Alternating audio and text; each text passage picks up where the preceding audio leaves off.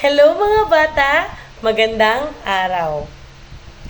Ako si Milibining Crislin, ang inyong guro sa araw na ito. Ngunit bago tayo magsimula, gusto kong malaman, handa na ba kayong matuto?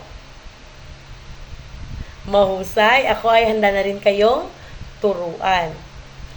Ngunit, alam nyo ba kung anong tatalakayin natin ngayon? Ano sa tingin ninyo, ano ito? Ito ay isang salita lamang. Magaling! Ito ay ang salitang kilos.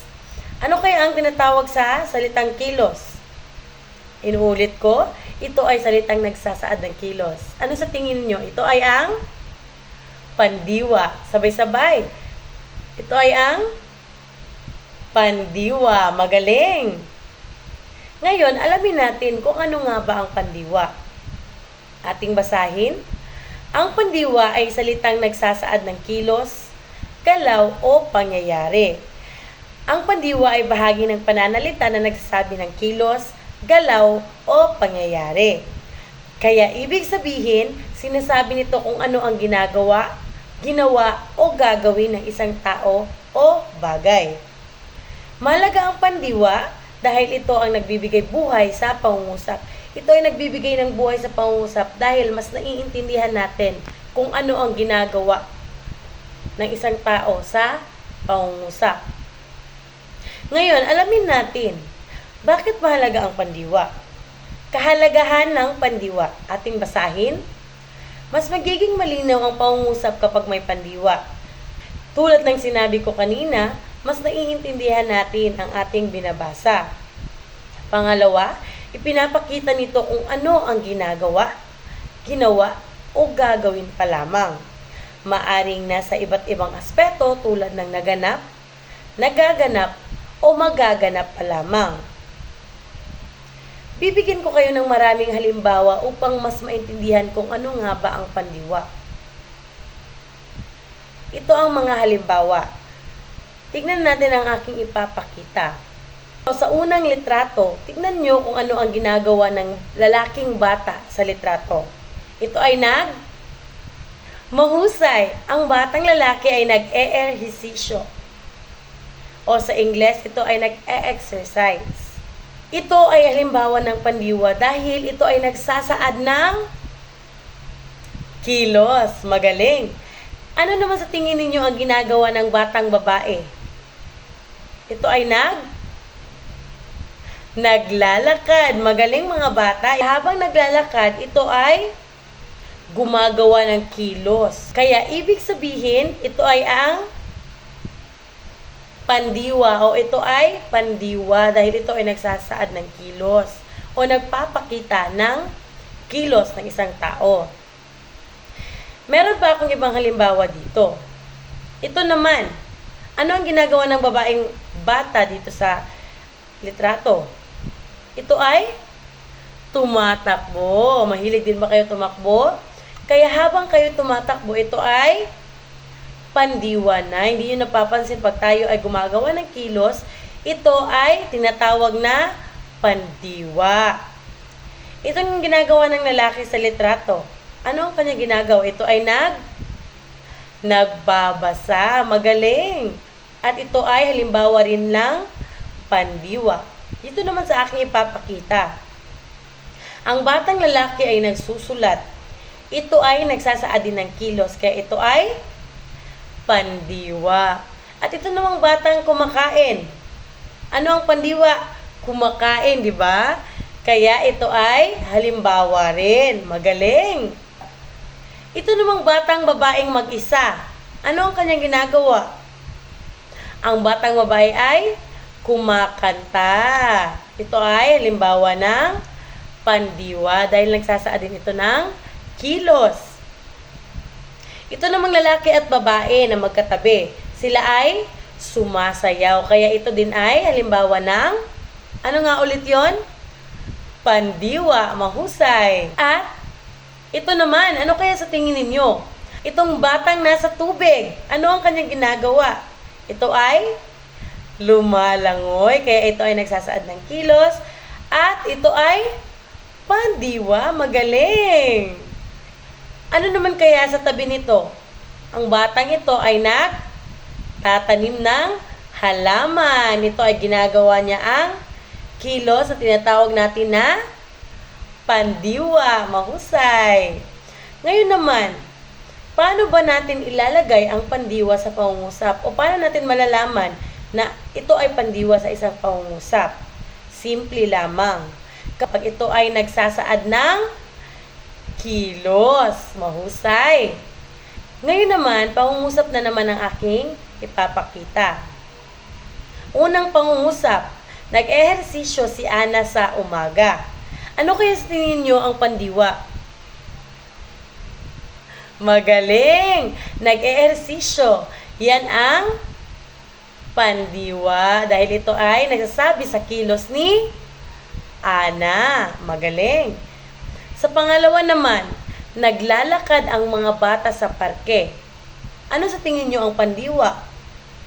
Magaling, naglalakad dahil ito ay nagsasaad ng kilos o nagsasabi ng kilos ng mga bata sa parke.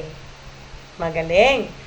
Ang pangatlo naman, tumatakbo si Juan sa palaruan. Ang tumatakbo ay pandiwa.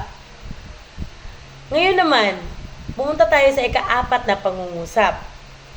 Nagbabasa si Liza ng kwento sa silid-aralan. Ano ang pandiwa? Ito ay ang nagbabasa. Mahusay. Sa panglima naman, nagsusulat si Carlo ng liham para sa kaibigan. Ano sa tingin niyo ang pandiwa? Ito ay ang nagsusulat dahil ito ay nagsasaad sa kilos na ginawa ni Carlo or ginagawa ni Carlo. Ngayon naman sa pang-anim, kumakain ng pamilya ng hapunan sa kusina. Ano ang pandiwa? Ito ay ang kumakain. Dito naman sa susunod, kumakanta ang mga bata sa harap ng klase. Ano ang pandiwa? Ito ay ang kumakanta. Mahusay. Sa pangwalo na naman, sumasayaw si Mia sa saliw ng musika. Ano ang pandiwa? Ito ay ang sumasayaw dahil sila ay sumasayaw at ito ay kanilang ginagawang kilos. Magaling. Dito naman sa pang-siyam, lumalangoy ang mga bata sa swimming pool. Ito ay ang, anong pandiwa? Ito ay ang lumalangoy. Mahusay.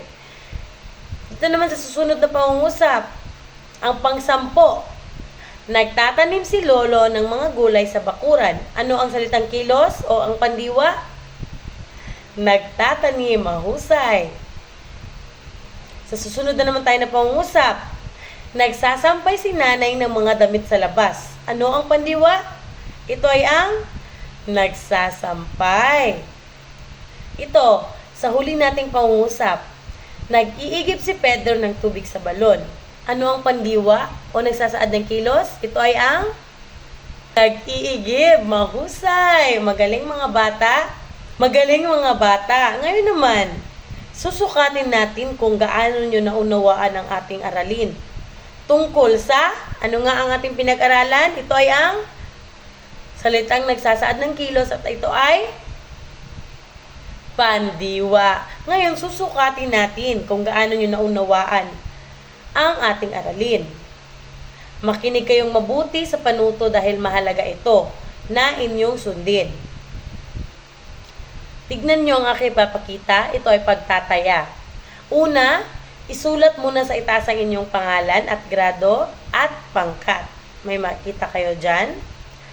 Siguraduhing tama ang inyong isusulat. Sa unang bahagi, basahin ang panuto. Piliin ang pandiwa sa bawat pangkat ng salita. Ibig sabihin, sa bawat kahon may iba't ibang salita. Hanapin ninyo ang salitang nagsasaad ng kilos o galaw. At iyon ang pandiwa. Halimbawa sa unang kahon, ito ay pagkain, langit, maganda at naglilinis. Ano kaya sa tingin ninyo ang pandiwa dyan o nagsasaad ng kilos? Ano? Ito ay ang Naglilinis, mahusay. Pipiliin nyo yan. Pagkatapos ay bibilugan ninyo ito. Gagawin nyo to sa 5 kahon. Naintindihan ba? Mahusay. Ito naman sa ikalawang bahagi. Basahin naman ang susunod na panuto. Piliin ang pandiwa o salitang kilos sa bawat pangungusap. Kaya makinig kayo sa aking sasabihin. Halimbawa, namasyal ang mag-anak sa plaza. Anong salitang kilos? Ito ay namasyal, mahusay. Iyon ang pandiwa na inyong pipiliin. Kaya, inyo rin itong bilugan. Pero sa pamamagitan ng paghanap ng pandiwa sa isang pangungusap. Naintindihan ba? Mahusay. Bibigyan ko kayo ng 20 minuto upang matapos ang pagtataya. Mahusay. Maraming salamat. Ngayon naman, bago tayo magtapos, may takdang aralin muna kayo. Makinig ng mabuti sa panuto. Isulat sa inyong kwaderno ang 3 pandiwa o salitang kilos na inyong gagawin kapag uwi niyo sa bahay mamaya. Halimbawa, ang pandiwa na inyong gagamitin ay mag-aral. At ang gagawa ninyo ito ng pangungusap at ito ay magiging mag-aaral ako ng aking aralin pagkatapos kumain. Naintindihan ba? Mahusay. Maraming salamat mga bata sa pakikinig. Magkita-kita ulit tayo bukas.